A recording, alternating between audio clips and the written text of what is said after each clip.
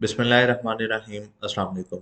आज की वीडियो में हम लोग देखेंगे कि मैटलैब स्क्रिप्ट को यूज़ करते हुए प्रोग्राम को रन करने के बाद किसी एक्सेल फाइल को किस तरह से फेच किया जाता है और फिर उसको रीड करते हुए उसमें हम लोग मुख्तलिफ तरह के ऑपरेशंस परफॉर्म कर सकते हैं। लेकिन इस वीडियो में हम लोग रिस्ट्रिक्ट करेंगे कि हम लोग सबसे पहले फ़ाइल को फेच करें जो कि एक एक्सेल फाइल होगी। इसके बाद हम उसको रीड करें और रीड करने के बाद हम उसको प्लॉट करें। सो फॉर इंस्टेंस मैंने यहाँ पर एक मैटलैब प्रोग्राम जो है एक फ़ोल्डर जनरेट कर लिया है और इस फ़ोल्डर के अंदर एक मैं न्यू स्क्रिप्ट जनरेट करता हूँ और यहाँ पर मैं फेच करने के लिए हमारा जो पहला स्टेप है वो बेसिकली है how to fetch an how to fetch an Excel file from a folder. Okay, so हमारा पहला टास्क है और इसके लिए हम लोग मैटलैब की एक बिल्ट इन कमांड है यू आई गेट फाइल। इसमें हम लोग फाइल की एक्सटेंशन लिखते हैं और इसमें हम लोग बेसिकली स्टैटिक का इस्तेमाल करते हैं ताकि हम कोई सी भी फाइल को फेच कर सकें। तो ये स्टैटिक बेसिकली एक वाइल्ड कार्ड है जो कि तमाम एक्सएलएस फाइल्स को फेच कर सकता है। और इसके लिए जो सेकंड पैरामीटर होगा इस यू आई गेट फाइल का, उसमें मैं अपना मैसेज लिख देता हूँ ताकि एक यूज़र के लिए आसानी हो कि हम लोग किस तरह से अपनी फ़ाइल को फेच करेंगे और उसके लिए क्या मैसेज डिस्प्ले होगा। सो फॉर इंस्टेंस मैं लिख लेता हूँ द लाइक से एक्सेल फाइल।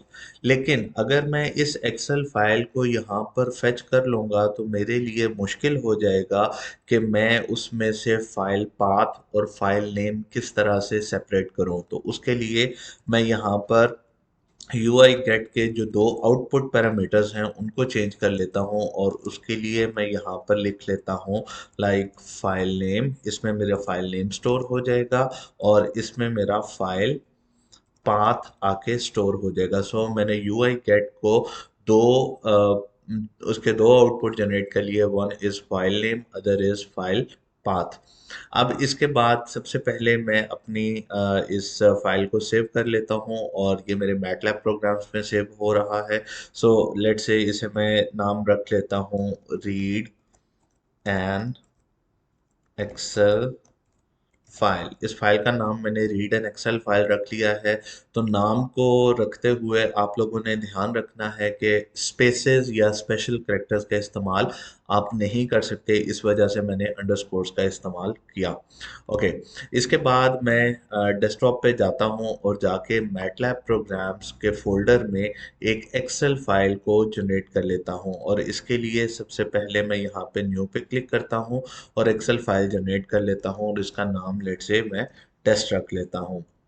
तो टेस्ट फाइल को मैं यहाँ पर आकर बिलफर्ज यहाँ पर मैं दो वेरिएबल्स एक्स और वाई में डाटा सेव करना चाह रहा हूँ और मैं एक्सेल की बिल्ट इन कमांड और वो है हमारे पास रैंडम नंबर्स को जनरेट करने के लिए मैं यहाँ पर कुछ रैंडम नंबर्स जनरेट कर लेता हूँ और सिमिलरली वाई में भी जनरेट कर लेता हूँ और इन दोनों को मैं तकरीबन 50 entries for both X and Y generate कर लेता हूँ। तो मैं 51 तक मैंने इन रैंडम नंबर्स को जनरेट कर लिया। इसके बाद मैं इस फाइल को सेव कर देता हूँ। इसी तरह से अगर आपके पास मल्टीपल डाटा अवेलेबल हो तो आप उनको कॉलम्स के ज़रिए भी कॉल कर सकते हैं या उन्हें फेच कर सकते हैं।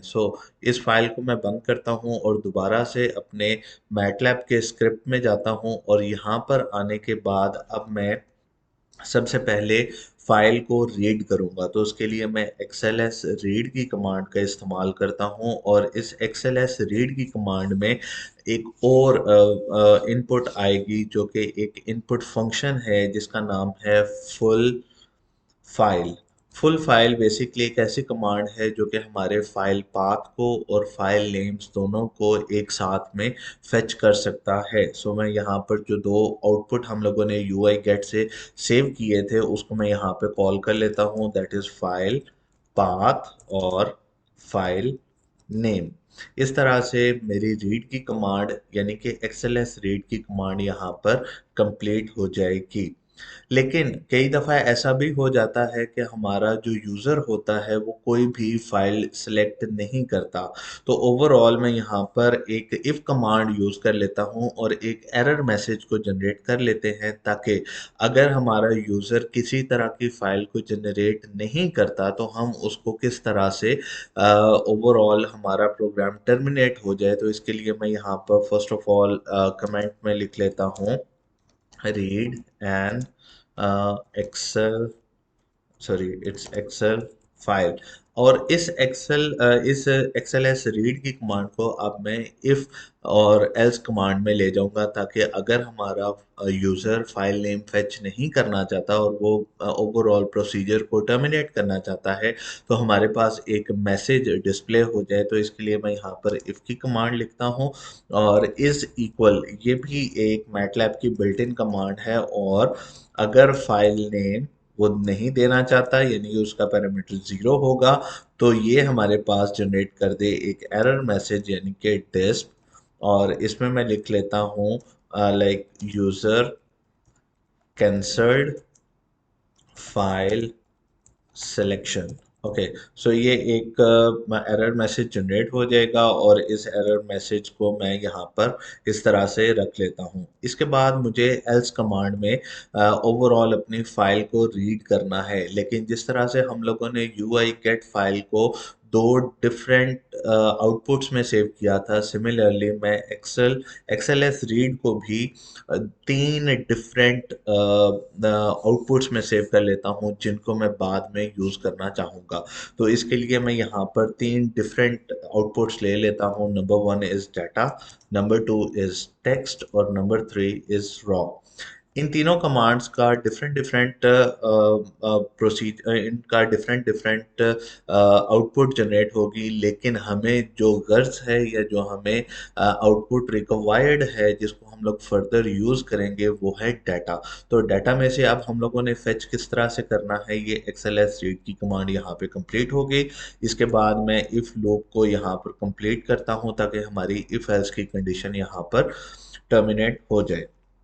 इसके बाद क्योंकि मैंने एक्सेल फाइल में जो डाटा रखा था वो एक्स और वाई की शक्ल में रखा था, तो मैं यहाँ पे कॉल कर लेता हूँ। लेट से एक्स मेरे पास एक वेरिएबल है, जिसमें डाटा को मैं डाटा जो आउटपुट मैंने एक्सेल एस रीड से लिया था उसको मैं फेच करना चाहता हूँ, और उसमें मैं तमाम रोज और फर्स्ट कॉलम को कॉल करना चाहता हूँ। तो कॉलन कॉमा वन मैंने लिख दिया, तो यहाँ पर मेरे पास एक्सेल एक्स का डाटा जनरेट हो जाएगा। इसी तरह से वाई में अगर मुझे डाटा को कॉल करना है, तो यहाँ पर मैं कॉलन कॉमा टू कर दूंगा, और इस तरह से यहाँ पर मेरे पास सेकंड कॉलम जो है मैं उसको ऑब्टेन कर लेता हूँ। सो इसके बाद मैं एक लेट से इन दोनों को मैं मल्टीप्लाई करता हूँ, तो एम यू एल के नाम से एक मैं वेरिएबल रख लेता हूँ, और maybe it can be a G variable. तो जी में मैं क्या कर लेता हूँ, एक्स इंटू वाई। चूंकि एक्स और वाई की हर एलिमेंट ने आपस में मल्टीप्लाई होना है, इस वजह से मैंने यहाँ पर डॉट मल्टीप्लिकेशन का इस्तेमाल किया है। सो एक्स डॉट वाई जब मैं करूँगा, तो यहाँ पर मेरे पास जी वेरिएबल में उनका एक तमाम का तमाम डाटा स्टोर हो जाएगा। अब जो हमारा नेक्स्ट काम है वो है बेसिकली प्लॉटिंग। सो यहाँ पर मैं नंबर 3 करके यहाँ पे लिख लेता हूँ प्लॉटिंग। तो इस तरह से हमारे तीनों प्रोसीजर्स जो हैं वो कंप्लीट हो गए। तो यहाँ पे मैं प्लॉट लिखता हूँ, और प्लॉट के बाद मैं यहाँ पर जी पैरामीटर को पास कर देता हूँ, और इसके बाद मैं अपने रन बटन के ऊपर क्लिक करूँगा। तो रन जैसे ही मैंने किया, अब मुझसे वो मैटलैब प्रोग्राम्स के फोल्डर में पड़े हुए तमाम फाइल्स के बारे में पूछ रहा है। तो वहाँ पर हमारे पास एक ही एक्सेल फाइल मौजूद है टेस्ट के नाम से। तो मैं यहाँ पर उसको डबल क्लिक करके ओपन कर लेता हूँ, और उसके बाद ये मुझे जनरेट करके दे देगा। सो फाइल नेम यहाँ पर मैंने फाइल नेम में ई नहीं लिखा था, तो इसने मुझे यहाँ पर एक एरर मैसेज जनरेट कर दिया है। सो मैं इसको सही कर लेता हूँ, ताकि ये मेरा एरर रिमूव हो जाए। अगेन से मैं इसको रन करता हूँ टेस्ट कमांड की, और इस तरह से यहाँ पर अब मेरा प्लॉट जनरेट हो गया। इस प्लॉट को हम लोग कस्टमाइज कर सकते हैं, इसके टाइटल, इसके लेबल्स, इसमें लेजेंड्स, ईच एंड एवरीथिंग हम लोग डाल सकते हैं। लेकिन फॉर टुडे आज का जो हमारा लेसन था या आज का हमने प्रोग्राम में जो कुछ सीखा वो है कि एक्सेल फाइल को फेच कैसे करना है फ्रॉम यूज़र इनपुट, इसके बाद उसको रीड कैसे करना है, और उसके बाद उसमें से जो डाटा हमारे पास अवेलेबल है उसको डिफरेंट वेरिएबल्स में स्टोर करने के बाद उनके ऊपर डिफरेंट तरह के ऑपरेशंस हम लोग किस तरह से कर सकते हैं, और इन ऑपरेशंस को हम लोग डिफरेंट चेंज भी कर सकते हैं। लेट से मैं इसको चेंज करके पावर में कर देता हूं, तो मेरे पास एक नया प्लॉट जो है वो जनरेट हो जाएगा जो कि इस अंदाज में होगा। अगर मैं इन दोनों को ऐड करना चाहता हूं तो ये मेरे पास दोबारा से फाइल के बारे में पूछेगा। बेसिकली मैं यहाँ पर F5 का इस्तेमाल करके अपनी फाइल को रन कर रहा हूँ। सो ओवरऑल हम लोगों ने इस लेसन को यहाँ पे कंक्लूड करते हैं। होप सो आप लोगों के लिए फाइल को फेच करना, उसको रीड करना और उसको प्लॉट करना अब आप लोगों ने सीख लिया होगा। Thank you so much.